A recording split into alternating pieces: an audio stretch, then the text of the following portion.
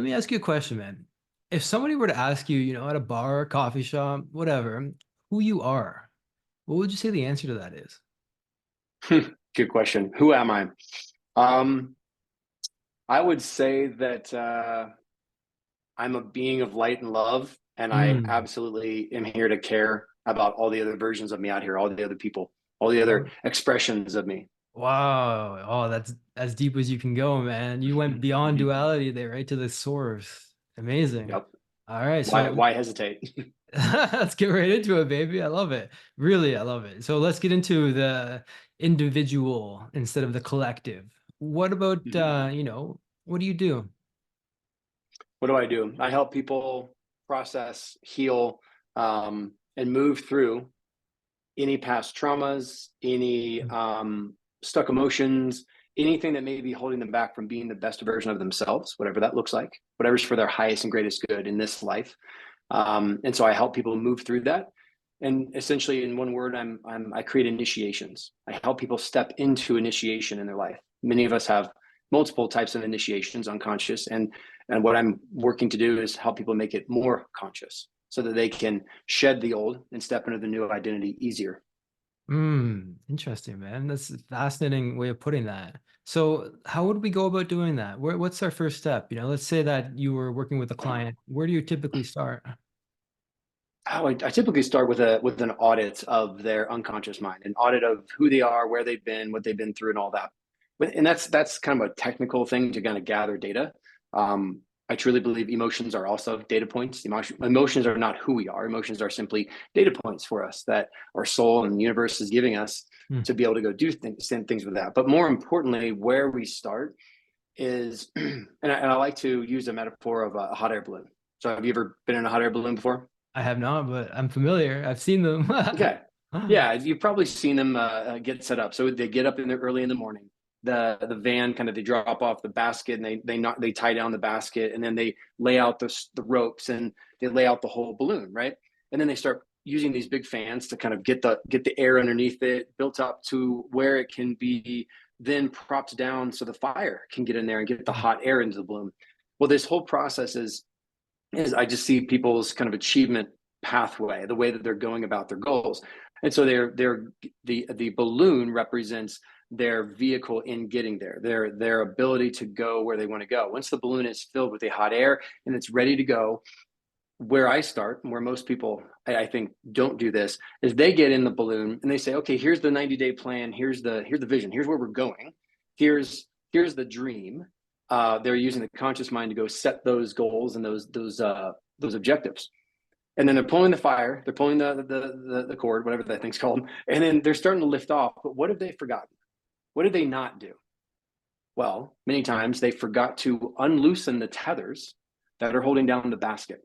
So no matter how hard you pull and you put fuel and fire into your dreams and goals and aspirations, it's not going to be the path of least resistance. It's going to have some resistance dragging across the Hmm. ground, right? And trying to get where they're going. It may go somewhere, but it may not be the most, efficient and easy pathway.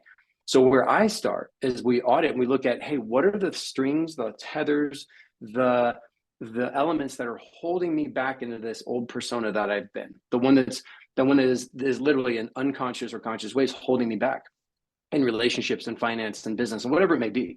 So by identifying these different things on what do I have to let go of, which tethers do I need to let go of so that I can float easy and effortlessly along my path. Does that make sense? It does make sense, man. What school of thought are you in terms of the psyche? How do you view your psyche? Is it Jungian, Freudian, Rogerian? How do you view it? Yes. Ah, I I've like studied it. them all. Okay, fair I enough. studied them all. It's an inclusive. I don't choose any one pathway. I think that it really depends on my client. It depends on what I'm looking to achieve. Whether I'm working with a group of people, or I'm working with one-on-one individuals, or hosting one of my events. Like I pull from all different sources. To me, it's whatever comes through divinely in that moment, in that Mm, pattern. You've mm. got knowledge that you've collected in your brain, and you've got the collective knowledge, and whatever that intuition helps guide us with. But I studied them all to be a really good hypnotherapist and a performance coach. I've had to study them all, so I honestly don't pick any sides or any one path. Okay, good answer, man. I like it. So how do we go about Thanks. identifying it? Like, let's say we've got some tethers that we've got to loosen up. We forgot to Mhm. examine that. How do we know what the tether is? And then we can move into how do we loosen it up? Yeah, well, we look at the negative emotions. We look at actually all the emotions that are coming through. And in my audit process, I have a specific amount of questions to go through. But one of them is I like to do what's called an unconscious self-assessment. I want to dive into the unconscious realm and get to know four parts first: physical self, intellectual self, emotional self, and spiritualized self. Hmm. These four parts are kind of a hierarchy, part of many different parts. But what we want to start doing is looking at what are the emotions that are coming up, what are the patterns that keep coming up, where do people feel stuck, where is life not working in Mm. easy flow? Because what I believe is you're either in flow or you're not. And if you're not, if things are like things are kind of jagged or painful and things are coming up and that has been stuck in the body, those are the ones we got to loosen up first, right? If there's a river running through us up this way and we've got big stones in the rivers kind of damming it up, we've got to find what are those ones that are the most painful. And many times people already kind of know what those are from either traumatic experiences or things from parenthood, from their parents, whatever that may be. They have at least an idea. They're like, I keep having this fear, or I keep having this sadness. So we start with removing those stuck emotions and the stuck energies, Mm. and from there we start to chisel away and start to free up energy. And then instead of them having to do a lot to be the person they want to be, they just simply step into being, and the unconscious mind allows them to Mm. flow that way, if that makes sense. Right. Yes. To have more access to it as opposed to getting caught in a whirlpool using the river example. I think of it, and this is like a Mm-hmm. trauma can create a whirlpool at the side of it. This is the metaphor that I use. And I got this from a book. I don't remember the title of it, but a trauma will create a whirlpool. And as you're flowing, you're getting noticing yourself getting sucked into that trauma, whatever quote unquote damage it created in the unconscious. And to smooth it out, to kind of get the side of the river bank smooth again, you examine, you reframe, and overgeneralizing, of course, but and really try to get to the root of it, right? So is that what you're talking about in terms of finding the 100%. box in your example, the root cause, as Sigmund Freud would say? And so Exactly. how do you get to the root of it? If you're examining it, let's say you're noticing negative emotions come up, it's not always obvious that this performance anxiety, for example, is tied to this trauma that happened when you were 6 years old. How do you Yeah. know, right? So how do you start to tie that to the source? Yeah, well, one of it is what we're doing is learning how to build trust and communication with the unconscious mind. So when we find that, Mm. let's say we find that emotion, let's say it's fear of failure, or fear of success, whatever it may be. Mm. Once we've identified that whirlpool, one of those stuck whirlpools, we look at, okay, what is that actual negative emotion? How intense is that? Where is it in the body? Where does Mm. it keep coming up? And once we keep digging and peeling back the layers, what we're looking to do is associate them and temporarily with that mechanism, that negative emotion, and allow the so it's usually the issue is not usually the issue, it's what's underlying that. So then we're going to go back Simplifying. and into their memory, into backwards towards their childhood. What are those memories that are coming up, symbols, images, Mm. exact memories, where they can drop back, go all the way back to the root cause? And there's many different techniques on finding, hey, is this the original one or not? Because Mm. sometimes this can go back to in the womb, like really, like that would before you even actually physically in this world, and or it could be past life stuff. If you believe in that, whether you do or not, there's stuff that can come up to us. We're like, this is not even mine. I don't know where this is coming from. This is generational. So we go back as far as we need to find the root cause of that issue. And then what we do is there's numerous different techniques that we could talk about, but there's different techniques for each person there to help heal that. And I like to use the word recoding. We're recoding the unconscious mind. We're recoding it so that that event isn't creating resistance or pain, or it's not working against you where you want to go. So once you recode that, because time doesn't really exist, you're able to go back there and it creates ripple Mm. effect in their life between that timeline and this present day now. So that's how we do. We go back to the root cause, and we have to do that on each of the negative emotions. And sometimes there's multiple emotions, or I'm sorry, memories tied to each of those emotions. So this is what we call the work, right? Many people say they do the work, they journal and all that in the conscious mind. The real work, I truly believe, is in the unconscious mind and the emotional coherence we've got to work through. Right. And when you say the work, it reminds me of the work by Byron Katie. And Hmm. this is tied in with that directly. You said Oh yeah. something interesting. You said time doesn't exist. What do you mean by that? Hmm. Time as a tool. It's here. It does exist. What I mean is that people's belief in time, right? That you can't time travel, or you can't go backwards and change things. Well, you actually can. We can in our imagination. We can when we go internally here. We have the ability to manipulate and change our timelines, change our change our results that we're having. And so, like I've seen with my clients, I have had traumatic injuries and things that have gone on in their past who have been affected for 10, 20, 30, 40 years by one significant event. By going back in time into that place, into that root place, Hmm. recoding that literally changes their experience of all of their memories leading up to that point. All of their memories. See, that's interesting So because many, go ahead, go ahead.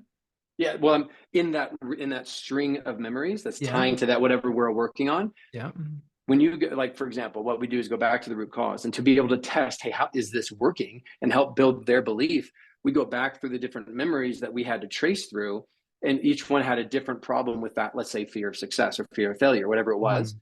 That fear, as you go back in time in the future to those different time spots, they're like they completely re-experience that memory differently.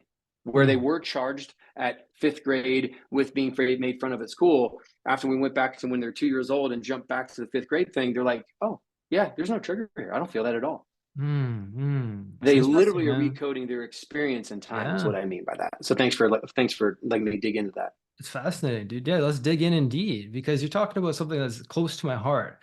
Like, because let's say, for example, because memories can, let's say in a traumatic event can tarnish all the memories before it, which is that Hmm. timeline that you're talking about, especially Hmm. related to it, but also a traumatic enough event shattering the beliefs and the identity based on the trauma can taint the whole memory, the whole belief structure, the whole identity, looking backwards. The way I describe it personally is almost like a layer of green mucus gets spewed over the past, and to clean it up, so to speak, go back, this is my experience, and identify what happened there, and be able to change the meaning of it in a way that realistically changes the way that I'm viewing all the rest of the memories. So cleaning it up, so to speak, kind of brushing off the green slime, if you will. And so, you can follow that timeline back. Let's walk through how exactly you do it. Let's say we've identified something that is a negative recurring feeling that keeps coming up. What's the process you use to really start to take that back, to find the root cause of it and be able to make these adjustments so that, practically speaking, in the real world, the results change because of this exercise? Where do we begin? Yeah.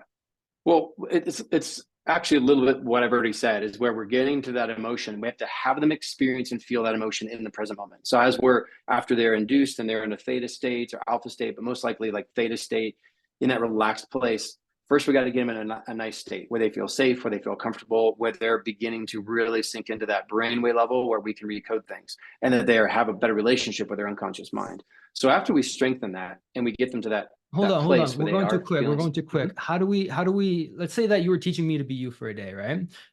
How do I go about really altering that state of consciousness? And how do I know when I'm in it to be able to move forward with the work? Sure. Well, the induction, right? The induction process is simply having them close their eyes. I'm not going to give you my exact long script, but I'm going to tell you first is going to start with breath. And generally, I do my best to figure out before we go into that session, the actual hypnosis session, where are they at in the moment? What's their level of stress? If they're a 9, I need to really calm them down. If they're a 3, then okay, then one may not take as long. But we start with 5 to 10 deep breaths. We do in through the nose, hold at the top, and then out through the mouth, nice and slow. And while that, I'm encoding in hypnotic suggestions, and I'm helping them go deeper and Mm, more relaxed. So I have specific language patterns that I use in a tone of voice where I'm slowing mm, everything down, and I'm mm, using, tone is about 78% of the what people receive, right? So my tone changes. I get into my hypnotic state, and I begin really mm, relaxing them. helping them get into a relaxed state, being present and now. And so as I can tell, I'm watching their face. If I'm on a call like this, I'm watching their face, I'm watching the color of their face, I'm watching their tics, I'm watching their head go down, whatever needs to happen. Mm. Sometimes people are laying down or sitting down, but I'm just literally taking them from beta, which is what we're in right now. Beta is where we're talking to each other. And they close their eyes and they're dropping in. They're gonna go into a slower brave wave length called alpha. That's a beautiful spot, beautiful place to be. But what we want to do is go even deeper. So I'm looking to see if they're catatonic, if they're just like completely out where it looks like they're asleep, but they're not, or if they're just more relaxed. And you see their shoulders start to sink, right? And they just like their face relaxes, their jaw drops down. That's what we're doing in the induction, is really looking. There's no guarantee that they're in theta, except for there's certain tests I can do, especially if I'm in person. That's it. We induce first, get them in that nice relaxed state, and start to have communication with them and asking them questions about where they are. I actually usually take people to a safe place, a place where they, in their imagination, they create, where they can be absolutely powerful, connected to their unconscious mind, their imagination, things like that. Mm. So I have about 15 different ways I take people into whatever is really comfortable for them based on me working with them. Once we're in that state, once we are there and they're in We're. I like how you're using this the word place, we're, because you're not just yeah, I saying go because there too. they're, you go there with them, which is 100%. Okay. fascinating. That's a bit of my barometer, is that Mm. I'm dropping in with them and I wait till I feel that connection, that we're in that theta range, or that we're in the range where we need to start. Obviously, over time, this gets better and easier with clients that I work with. The first time, we gotta gauge it. So I'm dropping in, and I can feel myself going where it is, and I'm also helping guide them to that, to have that resonance. Whether it's you and I are in person, or we're like this miles away, it still works. The same energetic pattern can help lower them into that state. So once we've got them there, then we are associating, helping them identify those emotions again, right? Where what that emotion is, really getting them to feel it. And on a scale of 0 to 10, I want them to be feeling this in their body around a 5, 6, or 7. They've got to feel it when I'm asking them to go back into that memory. I want them to go back into that memory and feel it. And really, Mm. for a temporary Mm. amount of time, keep feeling it, because what we're going to do is, by having that emotion kind of radiating and feeling it, even though it's a little bit uncomfortable, we're jumping backwards as far as we can to get to that root cause, Mm. and then testing to see if that is the real root cause. How do you know when you're in Okay. theta? And you said that in person you test. How do you do that? With finger signals? Why don't you walk me through that first so that we don't skip No, the ahead? theta thing is like me feeling it, like when they're deep enough. That's So just how do you know that when that's how I do it. I feel it. I just you feel have it? a sense of, when I'm dropping in with them, that they are low enough that we're in that thing. I mean, there are other tools out there that you can do bio feedback and all that to really understand where they are. Not everybody, we don't have that technology as easily available all the time. Certain clients have bought in certain tools, but I'm just looking for that breath, that slow breath, that Mm. relaxation again. I just kind of know when I need to start. Okay. Now when you're in person, there's the arm tests and all that, but I'm more limited when I'm on my remote sessions, which are probably 85% of my sessions. So once I got them in theta, I just know, I just feel it. Hmm. How do you know That's if it. they're faking? Because oftentimes, and correct me if I'm wrong, somebody will feel obligated to be going into the state with you and they'll fake the arm up, for example. And you can kind of, I don't know, maybe you can tell if it's forced as opposed to an actual unconscious mechanism that's being utilized. How do you know if Mm. they're really there? Um, Well, I don't think that it's like faking is, I think, maybe not the right word, right? It's are they actually at that unconscious deeper state, or are they still conscious? Now, some Right. people are going to waver, they're going to come in and out of it, right? There are certain ways that they answer. Their voice tone will change when they're in the Mm. lower state. Usually, Mm.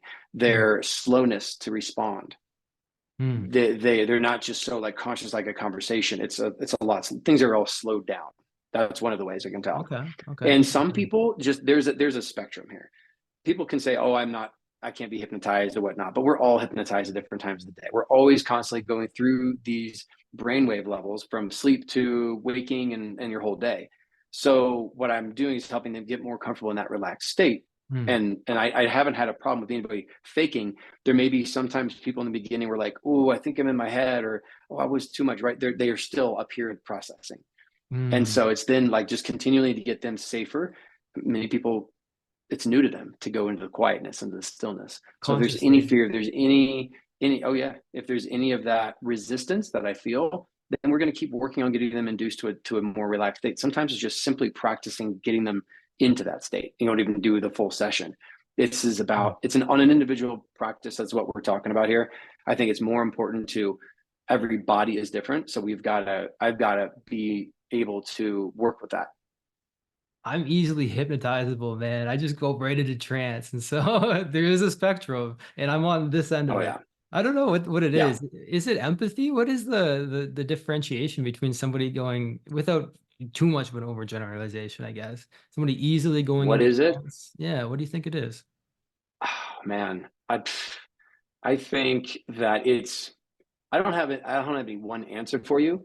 I think that there's a few factors. One of them being, are they comfortable enough working with the person, with Right. the Yeah. the hypnotist, right? Like, so safety, like, are they feeling safe? Is the container, are they good to like feel the trust? Now, one of my natural abilities ever since I was a child is that I hold a really good sacred container for people. Mm. People trust me very quickly. I can meet somebody in 2 minutes and they're telling me their life story and invite me to their wedding. Like, that's just part of how I've always been.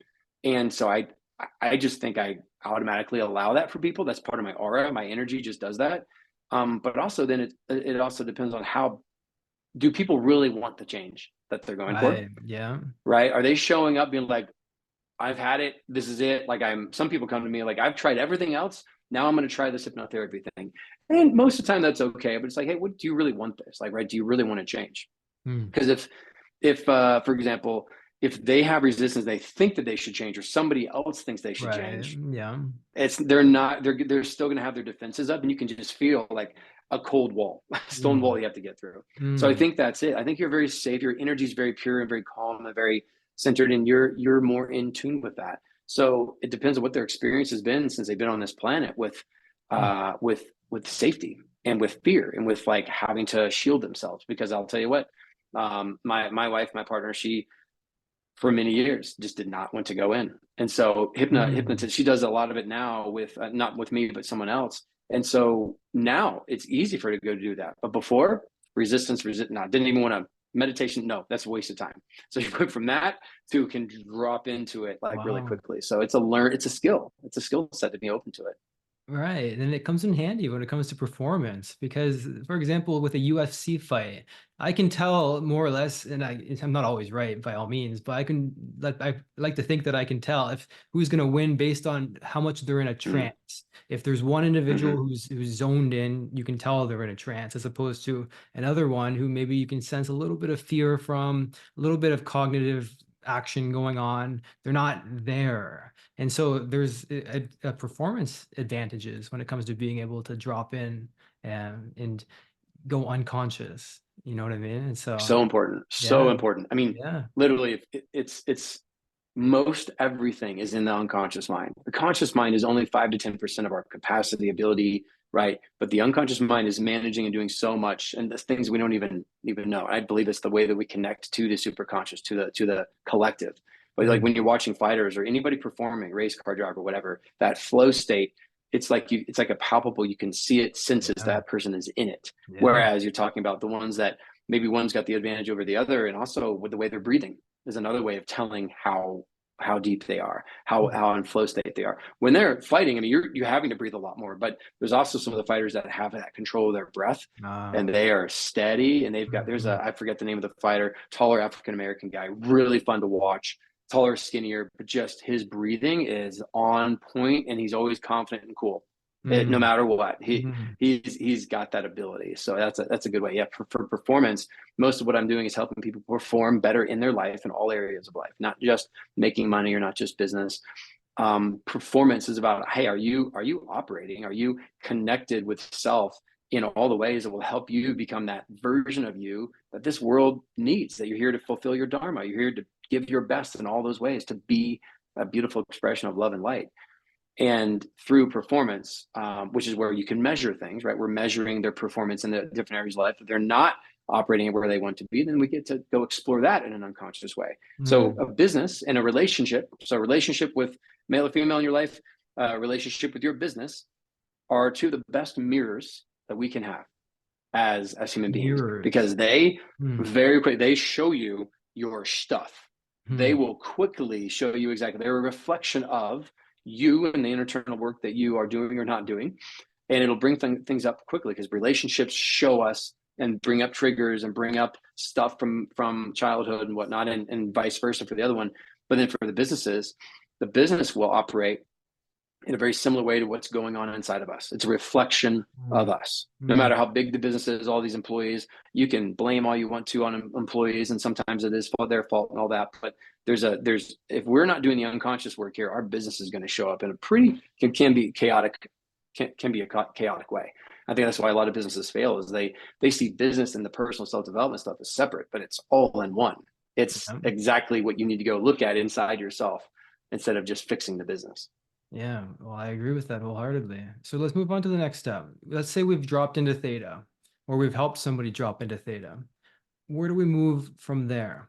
How do we start to really identify what's causing the friction, or what's causing the whirlpool? How do we work back to know when we're at the root cause, to be able to make changes moving forward? Hey, I hope you're enjoying the podcast, and I want to let you know that I've got a free book that you can get if you want to tap into more of these resources, and you can get that for free at kylesbook.com. Back to the podcast. Well, so once they're in that state, then it's a matter of associating them with that feeling. So like I said, getting it in their body, feeling it wherever it is, locating it, and increasing the intensity of that wherever it may be, having them identify colors and any senses, any symbols that are coming along with that, so that they can like associate with for a little bit, get to know that. And then we continue to go backwards in different memories. And generally I'm looking to go backwards. Like sometimes they'll go, oh, I felt fear again a month ago, right? Or they'll say, oh yeah, it was like 4 months ago. That's not far enough back.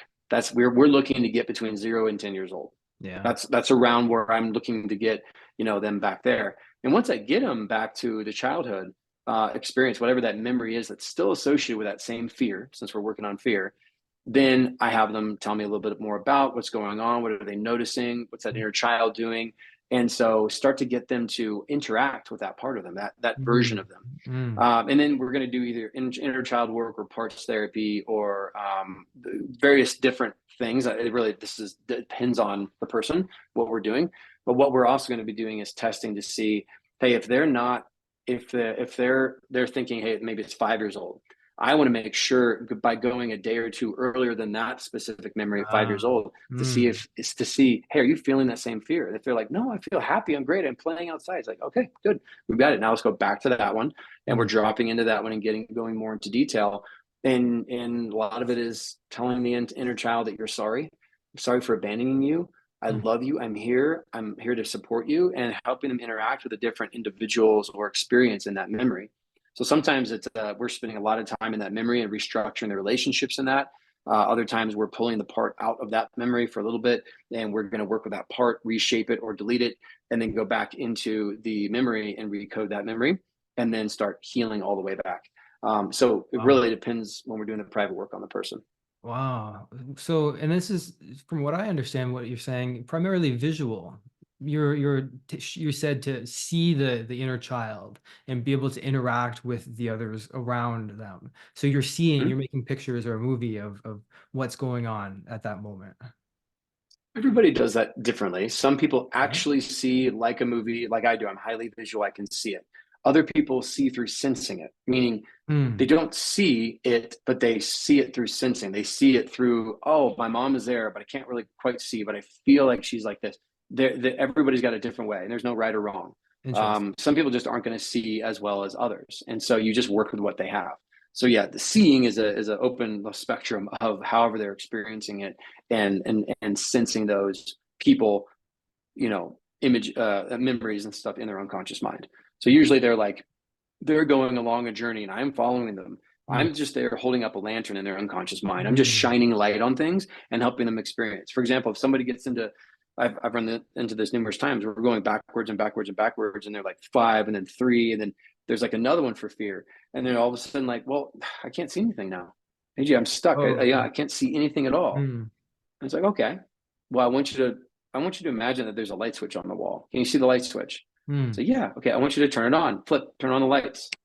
What happens? Oh wow, oh crap! I'm in a hotel room, or I'm in a thing, or They just needed Mm. something that was blocking in the unconscious mind. And we have to get creative. So there's no perfect way to do this. But many times what happens is when it goes blank and we're going backwards, it means they're in the womb.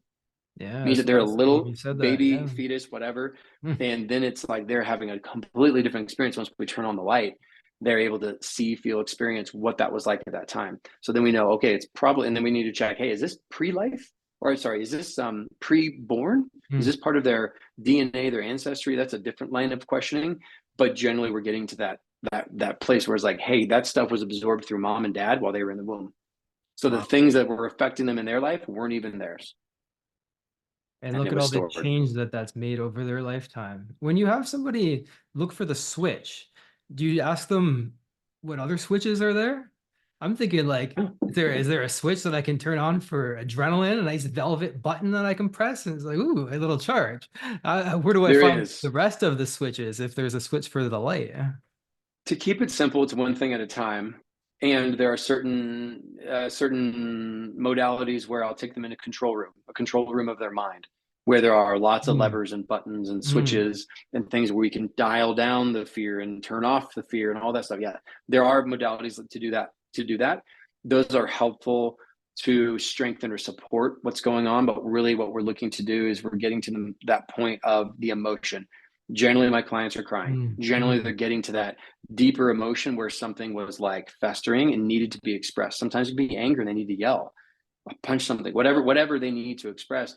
We're getting to that emotion and allowing for that to then clear, and then we can recode it even better when they're actually feeling the emotions in that spot Right. and they And have a so that's reaction that's why when you start here, before you move back, you're looking for an emotion, and then you can follow the emotion back. And the deeper you go, all the way back. for Yeah. me at least, the more intense it will get as I examine it, or the causes, or the times that it came up. It will get deeper and deeper, and yeah, you can end up in tears when you get to the Mhm. root of it.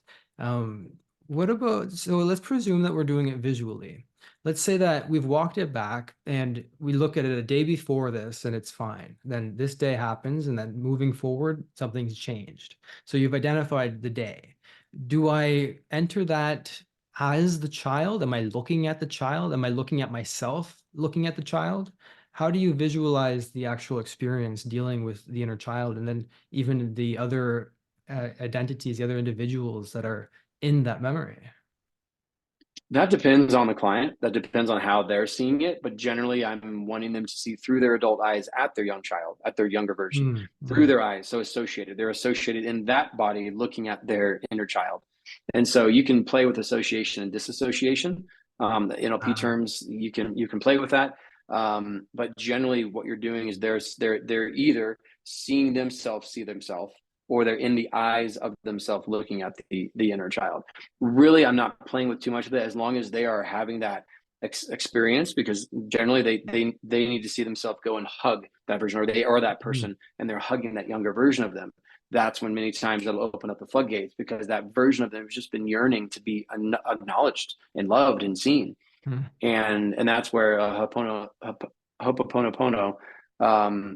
Dr. Lynn, I'm forgetting his name, Dr. Lynn,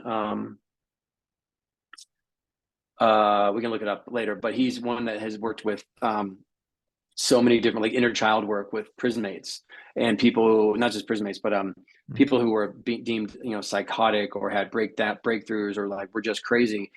He had a lot of healings for people, um, people were just, society said no, they're never going to recover.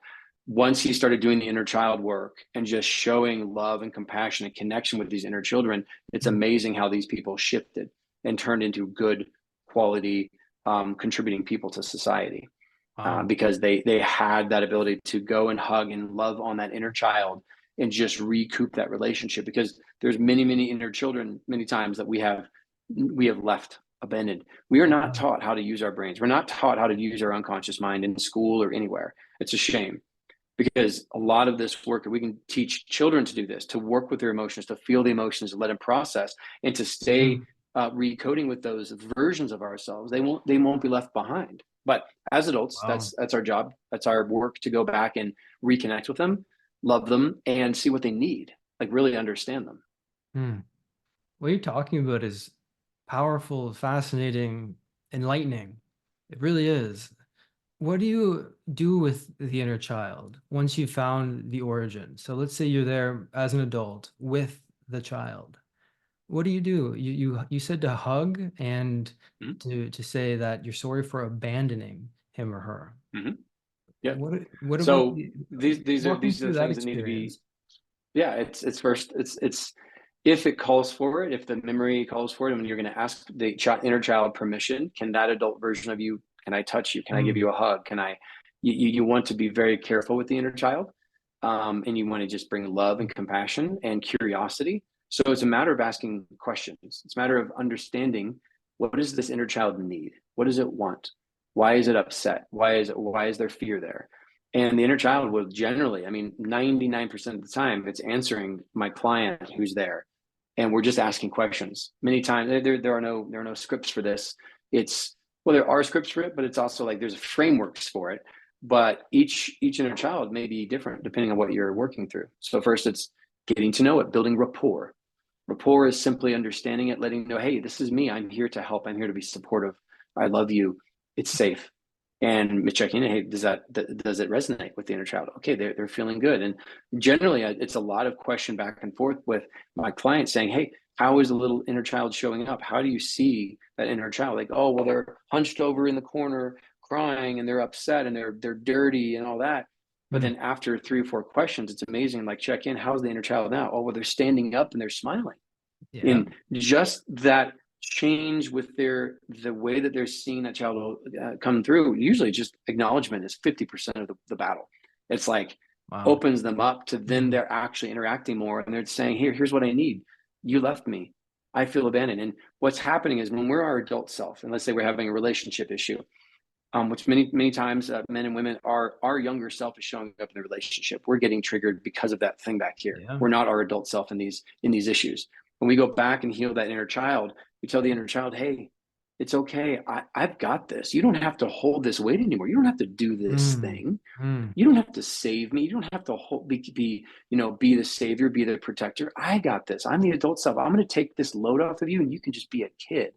mm. In general, that's one of those techniques to help you. Then you're showing up as the adult self, and that inner child has no need anymore to hold that weight and do that thing because it was created usually to protect you. It was trying to protect you from something, and that protection isn't needed anymore. But nobody told it to stop protecting. Right. Mm. Does that make sense? It really does. What about the other individuals in the memory? Let's say that there's a traumatic event from a parent, an aunt, uncle, somebody that um, traumatized the inner child in some Mhm. way. What about in that case? Do we interact with the other entities, the other individuals? What about Yeah. something in that case? Because with the image that comes Personally, to I my usually mind, do. okay. Can I share real quick is Sure. that okay? Yeah. All right, perfect, man. So yeah, what comes to my mind is because I've done this work a lot and it's fascinating. Now I've got a deep relationship with the inner child. And so right now it's like jumping up and like it, he, right? I don't know. It's interesting. If you want to view it as an entity or not, depends on how Jungian you want to get. But let's say he is jumping up, excited, and when I'm connected with him, I'll put him on my shoulders. So it's almost like I'm a parental figure to him.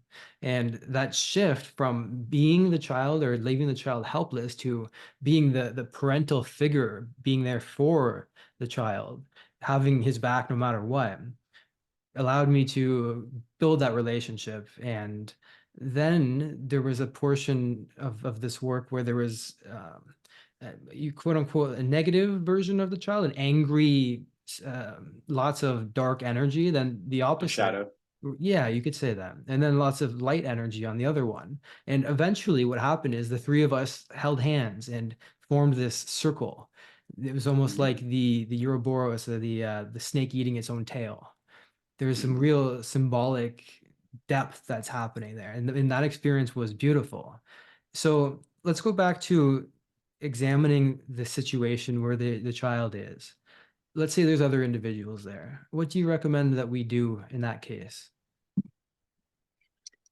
Generally, again, it depends on what's going on, but in that memory, generally I'll keep the other people frozen in the memory and just have Mm, them interact with that inner child.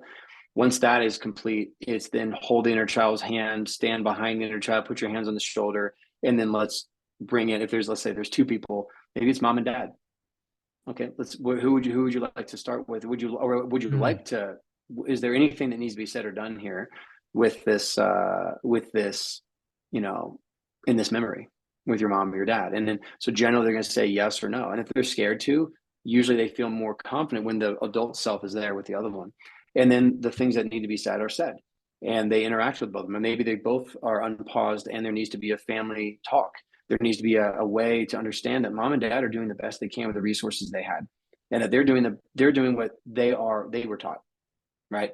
That it mm. may not be their fault. It could just be that they didn't have the tools to help heal their unconscious at the time. So Yeah. getting to a place of compassion and forgiveness for everyone in that memory is Mm, my goal. mm, And this overall, what we're really looking to do here is get people to compassion and full forgiveness, 100% forgiveness, to be aligned in all these things, to be able to let those charges go mm, and understand where everybody's coming from, and get the whole family there to hug it out, to cry, to get the things said that needed to be said in that moment that could have been redone. Right? There can be abusive parents, and having the person who was being abused for so many years go back and understand where they were coming from, and even though they were maybe very, very angry and upset, these can turn into very beautiful relationships afterwards, after that stuff is cleared energetically, even if it's not done in person. So we interact with them and help get to healing, and I have a forgiveness process I'll take them through. And so if it's needed, but if they're feeling great, they're feeling wonderful, and you can replay that memory to them again, and there's no trigger, and that mm. fear, whatever is gone, that's how I handle the people in there. Right. That answers my next question, which was, how do you know when it's complete? How do you know when you're good to go? How do you know when it's okay to, or when it's time to come out of that state and experience the world from the new lens, the new paradigm, the new schema that you've been able to step into? And it's interesting, man. What about the actual coming out of that stage or of that state? How do you, and there was an interesting slip there. I said stage, not necessarily related, but the way that I view my psyche is a stage with the archetypes Mm. being the seating, the sections, and the complexes being the individuals in the seats when we have a town council meeting. And they've got, so it's, you can get Hmm. pretty Jungian with it. It's interesting. You can really examine your internal landscape. You can examine the submodalities for months you can spend in there, man. It's Oh fascinating. yeah. Yeah, right. Yeah. So what about getting out of the state? Let's say you've done the work, you've found peace, and that's the goal, right? To have peace and acceptance and forgiveness, right? Hmm. Yeah. So how do Yeah. you And do it? really it's checking in with the client. So how are they feeling? What are they feeling in that moment? Really letting the different memories go, getting them back into their safe place, whether by themselves, and checking in. And generally my perspective is that I want to, if we've taken things out, meaning we've removed fear, we've removed these things and let them melt out their body, I want to replace them with the things they want instead. Mm, Love, compassion, whatever those things are. Generally, I'll get that from them, what they want instead, as a client from the beginning of the session. So if they have fear, what do they want instead? So it's more confidence, calm, peace, things like that. I just have them begin to put those things in their body. mm, Visually, get them visually. I use an increase in my tone, excitement. I have them amplify and magnify those feelings inside of their body, connecting every single cell. I do a lot of visualization to help anchor in these new parts, so these new emotions that they want to have instead, mm, and then future cast that, have them see, feel, and experience it, them being like that in the future from that point on.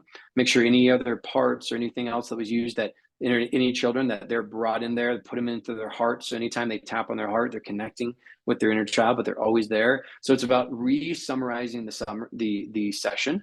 It's amplifying and magnifying the good feelings and what they're going through, putting in any suggestions that I feel is appropriate. And then many times, I actually, if people are in a really deep, beautiful state, I will leave the call and let them stay in it. mm, I don't need to bring them out every time. They will come up. Now this is only, not every time. This is very, very rare occasions. If somebody is, I'm like seeing them in full bliss, or they're crying and they're whatever, and I've got to get off to get to another call, I'll leave them in a better state and let them just enjoy that, and they'll come out of it when they come out of it. That's totally fine to do that. Where most time I'm bringing people back up, getting the energy, getting the confidence, bringing them back to that present moment. And it's usually only, 30, 40 seconds of bringing them back up to a new state. Wow. Leaving them in it. It's interesting. Yeah. Yeah. I can see it. One time I was left in it and I almost got hit by a car because I was walking down the street in this trance at a hypnotherapist. And then I was walking home and I was just so out of it in a beautiful place, but I had to be careful because I was still in the real world. So there's something to be said Why? about I don't that. know why would you be walking and doing Because I was walking hypnotherapy home from the therapist's office. like after it? Yeah. So they didn't end the session and you had to walk home? Yeah. I had to walk home after. Hmm. And then, That's an interesting. Yeah, I don't know that I would do that to somebody, but it's like when they're sitting on their bed, they're going to be yeah, safe there, yeah. and they're also like their unconscious mind is there to keep you alive. So it's gonna let you out if something is needed. Obviously, you're okay today, but yeah, I mean, in certain sense, people shouldn't be driving. They shouldn't be anywhere they would be unsafe if you're going to do that. But if it feels safe and it feels right, and they're in their home, they're completely safe. They're going to come out of it within 2, 5 minutes, whatever it may be. Yeah, right. And it's beautiful, man. It really is. You're tapping into something as beautiful as it can get, at least at the limit of it, the edge of it. There's beyond, which Mm, is what you said at the very beginning when I asked who you are. And there's the personal, which we're talking about here. So it's all very yeah. beautiful, man. What's the question that I should be asking you, but I'm not? And if I were to ask it, it would reveal something spectacular. What is the question you could be asking me? Um, that's a good question. I don't know what the question would be. Let's see. If you did know, what would it be? Mm, yeah. What does my heart want? What is my heart like? What excites my heart the most right now? Mm. What excites your heart the most right now? My heart is excited by one, connection. I just love connecting with people, not just clients and all that. I mean, like literally just the people in my life. Mm, It loves and gets excited when it gets to collect great souls and bring them into my network and bring in my connection field, because I really believe that people are the greatest resource we have on this planet. Not gold, not silver, not computers, people. It's always mm, people. mm, So one, it's like connection really, really excites me because that fuels all my business stuff I'm doing. It fuels all the people I get to hang out with, and then the ones I get to help and be on this journey with. So right now, excitement is number one, or the connection is number one for what excites my heart. mm, And then I've got the other thing I'm so excited about is my event that I throw in Norway every year for incredible business owners and coaches and founders and creatives and all that. And it excites me because we get to go do Viking stuff and I love to bring mm, ancient wisdom to the modern man and woman. That's the other thing that's in my heart all the time. It's like what I'm traditionally wanting to do with everything, every single word, thought, word, and action is like bring the ancient wisdom and rituals and ways of being through initiation into the lives of millions. mm. How do we go about attending that? How do we sign up? Oh, you go to awakentheviking.com. Awaken the Viking. Awakentheviking.com. I like it. I like Yeah, it. that's the Why website. I've got a Viking? whole why Viking. Oh, great question. I love Vikings. I know for a fact that I've had at least two past lives as Vikings in my own sessions going back past life regression. Mm, See, feel, and experience. I saw who I was, what I looked like. I know I was killed early in those lives. I saw my death in those mm, lives, and there's just this inner, like literally, when I go to Norway, there are times, especially an area called Lofoten Islands, where I just weep. I am home. I feel like I'm home wow. here in Utah, in Eden, Utah. But when I'm in there, I'm like, it's a different feeling of like, oh yeah, I have been here. I am part of this. I have a little bit of Scandinavian in my DNA, but there's a not just a passion for learning the culture and connecting with Vikings, but also there's beautiful ancient wisdom and a balance of masculine and feminine that I believe we really need to learn as Mm, a modern society.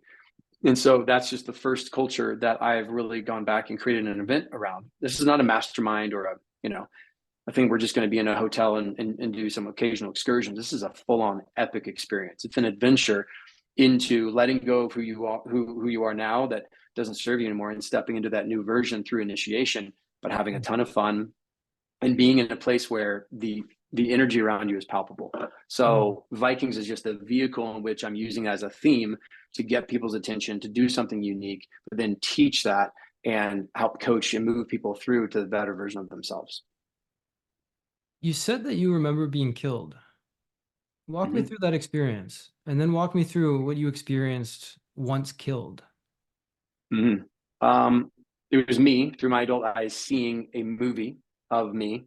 One of them, I was a berserker. I was like a huge. It's actually fun. I was redheaded. I am redhead, but like this guy was really, really ginger. Big version. I was big guy with battle clothing on, some armor, an axe, and I knew that there was something malicious behind me or something that was going on. We had just won a battle. We were celebrating, but then all of a sudden everything went red and black. Like Mm. red, like all of a sudden I had Mm. this visceral feeling in my body. It was like a burning sensation. It was like, what just happened? And then everything was black.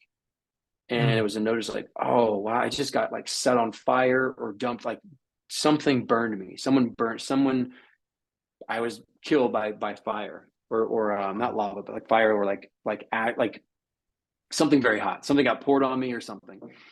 And but I could never see the person. I could never sense what that was. And then in another one, I saw the funeral of my wife and my child. I was burying them and sad. I saw the whole wedding, saw the whole funeral, saw like the sadness, felt the sadness, felt me just walking home then by myself past a shipyard or past a bunch of ships, and then someone came and tried to choke me out and dragged me into a room. And this gets a little bit nasty, but that it was a man. It was a man with a crooked nose and like a kind of a helmet on.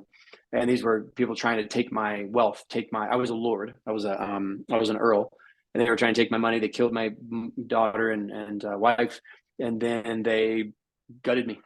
And that's how I felt the visceral like movement in my stomach. I was like the pain there, not as sharp, but it was like something is there. The energy was there. Mm. It was pretty gruesome. It's pretty disgusting, but I got to see that, and it wasn't like I was angry or mad at that it happened. It was just a fascination of like, wow, that was a different life. That was me in a different way. So it was like this multidimensional self being able to connect with that and Mm. learn that was Mm. great data. It was really cool for me. It was again, not I wasn't angry or anything. I think there was forgiveness for that person that was doing that, and I think that person's in my life now. So it's just interesting how that came through. But there's a difference between dreaming, like I was imagining it. It was so real. You can tell. I don't know if you had that experience where it's like more like like you're streaming a video from Netflix type thing where you can see it HD, feel it, sense it, all that, compared to a dream. Like, it was just that visceral, that different. Thank you for sharing. For real, that's Yeah. fascinating to hear that. My dreams can get that visceral, but one experience that I had was on LSD, and there was an experience where I was being killed over and over again in all kinds of different gruesome, bloody ways. And upon death was pure consciousness Hmm. in space. And there was no me, yet all was I. And because of that, I can detach from this ego and observe the feelings, observe it's Yeah. almost like taking a window and pushing it out and being able to see it in floating in space. And that's similar to what you described when you experienced the death, which was blackness. Hmm. Oh, the first one was black, like because of the after being burned, right? Like charcoal, like Yeah. ashes. The Yeah. other one, I don't know if the other one was black, but it was like, but I know what you're talking about. I know what it's like to feel nothing and everything at the same time. Mm. To be so one, to be so one with the all that I didn't have the urgency or need to get back to my body. Mm. Not that I wanted to die. Not that I was. It was a suicidal or death thing. It was simply, No. wow, I this is who I am. Now I'm connected to everything. But sometimes when you do psychedelics, mushrooms, just sometimes people experience like, ooh, when I miss my body, I want to get back to my body, right? It was a different level of like Mm, acceptance and like, ooh, okay, I'm getting a taste of what that's like, right? And then you're dropping back in your body. Ketamine will do that to you when you do deep doses of ketamine, mm, like shot in the arm, like that kind of a beautiful ceremony. You can literally leave your body, and your body has to reset and reconfigure as the soul comes, that spirit comes back into it. Beautiful. I didn't have that exact experience when I had those memories or those sessions, but to mm. each their own, right? We all have these different experiences. Yeah. Have you done psychedelics? Oh yeah. Oh Yep. yeah. Okay. I've been trained by some wonderful doctors that every single quarter we got to learn how to hold space, to dose, to in no way do I ever say I'm a shaman, not a shaman, not that's not me. And I've been trained on dosage, quality, how to hold space, how to hold the sacred container and use Mm, those mm. tools if needed for people to help them clear away or bring up stuff that's been blocked. And it's an amazing tool for the right people in the right way. You have to be very careful with these things. I think there's too many people doing too many psychedelics, Yeah. and they're opening things up and they're not processing and they're not integrating. Many times I will get clients that have gone through a weekend or ayahuasca or whatever it may be, MDMA session, whatever, and they're opened up and the people just don't know, they don't want to, or they don't know how to process or help people integrate. Then I help people go into the unconscious. We work through whatever came up for them and really actually help them process that. I think that part is so important. They need to be doing both, not just going from psychedelic to psychedelic to psychedelic. So that's some of the work that I do. Wow, man. It's a beautiful thing that you do. It's Thank you. very, very I think so. beautiful. I think so as well, man. It's incredibly fascinating. It's so cool to hear what you do and how you help people. It sounds like you really help people. And so I want to thank you for Yeah. that, man. Um, Thank you. I received that. my man. Anything else you want to add before we kick this off? I mean, if people want to get a hold of me, I'm on Instagram at AJ Yager, AJYAGER. And then I'd love to, if people are interested in the Awaken the Viking event, the awakentheviking.com, there's like great videos on there. Watch the videos, and there's an application process. This is not just for anybody. I curate all my events. So if you're interested, please reach out. I'm available for anybody wants to email me as well, or just message me on Instagram. I'm here. I'm real. I answer questions, and I'm happy to help. I love it, man. I'm real as it gets, whatever that means. So there we go. What can I ask you one quick question before we go? Because it's going to be nagging me Yeah, if I don't ask it. What do you mean by sure. hold the sacred space? You know how to hold and did you say preserve or to essentially not lose the sacred space? What do you mean by that? What does that experience like Hmm. subjectively? What do I mean by that? Okay, good question. So people say a lot of people will make fun of the word like holding space, right? Like I think some people do. There's people on YouTube that make fun of it or whatnot, or they don't understand it. When I say sacred space, I mean that there's creating a container of trust, of safety, Mm, and of vulnerability. Those three components to me create that sacred space for people to be themselves, for them to finally open up and say the shit that they've been trying to get out but didn't know how, or didn't feel safe to say, or didn't have mm, someone in their life that they could trust to do it. That sacred container allows people to be who they really are without judgment, without blame, without shaming, with just, hey, you are who you are in this moment, and that's great, and that's fine. What you've done before, what you're going to do, it doesn't matter. Who you are here, it's being present with those three elements. That's how I define the sacred container. how do you do it? One, it's radiating love from my heart for those people that I'm holding the Mm, space for. mm, It's literally, it's, you're not in here, you're in here. It's like I'm also willing to be those things. I am safe, therefore I can give safety. yeah. I am vulnerable, therefore I can hold the space for being vulnerable. And so I think it's like it's about the person. I haven't done a lot of training to do it. It was just something I literally have been all since I've been a kid, all growing up. I meet people, and they automatically, like I said before, they're like, I don't usually tell people this, but I'm compelled to tell you something. It just happens. So part of it's just who I am, how I'm being, how I'm showing up. And I definitely have to be resourced, meaning if I'm tired, and me resource means you're fed, you're sexed, and you've got sleep. You're as a human being, like you want to be resourced in those ways. that is like to be fully resourced. So you got to be resourced to do this well. Whereas when your energy is drained, it can be really tough. And you also have to protect yourself from to be able to have the sacred container, but also not take on other people's stuff. Because I'm an empath, I feel everything. You got to be able to say, hey, to each their own.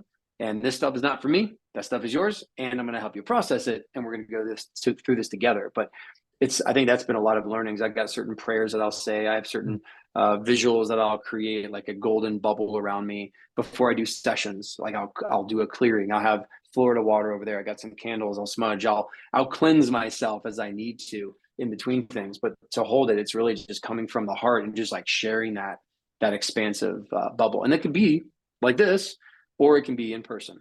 I think in person it's way more palpable, but it can work, no matter where you are in the universe. Do you do it internally? Do you create that sacred space, that safe space for yourself when you feel the need to? I pretty much always feel safe. I Really? I don't know how to answer that. That's a very interesting question, my man. Do I create it for myself? I mean, yeah, like okay. Do I feel unsafe? Certain things will come up, certain triggers. Like I'm a human being, other things will come through. I generally process things pretty well, but very rarely in my life do I remember feeling unsafe. Hmm. So maybe it's a unique thing around me that because I am safe inside, because I've not just done the work, but like because how my soul decided to show up, it's part of my dharma. It's part of like literally what I'm part of here to do. So that's why I'm doing a lot less one-on-one. I'm doing more group work because I can expand and help more people in that way, and very, very, very easily. So that's a great question. Interesting thing to reflect on, but I don't quite know how to answer that all the way. Interesting, man. It's interesting how we can help others. It's difficult to look at it subjectively, to get out of our own, to get out of the jar and look at the label from the outside. It's an interesting exercise. So, brother, Yeah. dude, we went deep today, man. We walked through the whole unconscious untangling of traumas and then walking it back. We went into psychedelics. We went into past lives. Very fascinating conversation. So, thank you for that, Yeah. man. I appreciate it. Well, thank you for holding the space, and thank you for getting the word out to people, being willing to do the work yourself, and then help people understand this stuff. It's really important work you're doing as well. So thank you for doing it, and I'm here to help get the word out as well. However, I can help you. So thank you for the time. Thank you for the opportunity. My pleasure, man. Seriously. How do we get a hold of you again? What's the what's your social media handles? Instagram, they're all at AJ Yager. So AJYAGER.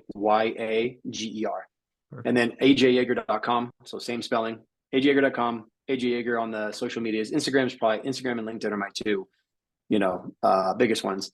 And then the Awaken the Viking is the website for the event. Awesome. What time of year is it? The Wake in the Viking. It's this year is going to be September 22nd through the 30th. Okay. So this is 2024, September 22nd through the 30th. And then we're also selling spots for 2025, which is back to back, April 22nd through the 30th. And I think it's May 3rd through the 11th. So we've got 2 in 2025, 1 this year. And we're taking applications now. I think we've got already 7 spots. I only take 25 people. I keep it a small container. So 25 people max in Norway. And when you go to the website, watch the video and stuff, you'll get a feel for how epic it is. I love it, man. I'm gonna check it out right now. What is it? Good. Awakentheviking.com? Awakentheviking.com. Yep. Go Love it, check it man. out. Shoot me a message. Let me know what you think about the video. And just even if you are just interested, feel free to just fill out the application, go through the process. That way you're in my system. You can get some other cool content as well. Because if it's not a fit for people, that's fine. I've got other cool things coming up where we're bringing ancient wisdom into the modern man and woman's life and business. And so there's other cool stuff in there. So go check it out. Awesome, man. All right. I hope you enjoyed that podcast episode. And if you want to get a free copy of my book, go to kylesbook.com and you can get a copy there. I'll talk with you soon. An important work you're doing, brother. Seriously, and keep it up. And amazing stuff, dude. So we'll keep in touch. And I appreciate our conversation today, dude. Thank you. Sounds good. Thank you so much, my man. My Take pleasure, care. dude. All right. We'll talk soon. Bye.